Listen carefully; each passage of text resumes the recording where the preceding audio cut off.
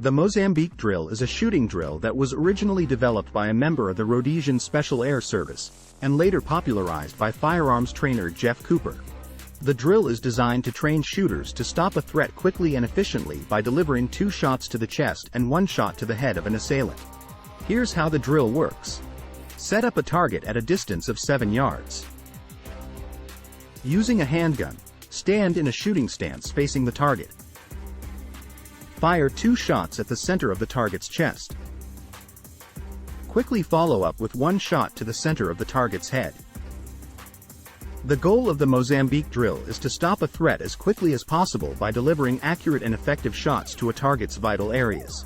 The 2 shots to the chest are meant to disable the target, while the shot to the head is designed to ensure that the target is neutralized. The Mozambique Drill is commonly used by law enforcement and military personnel for training purposes, as it emphasizes the importance of shooting quickly and accurately under high-pressure situations.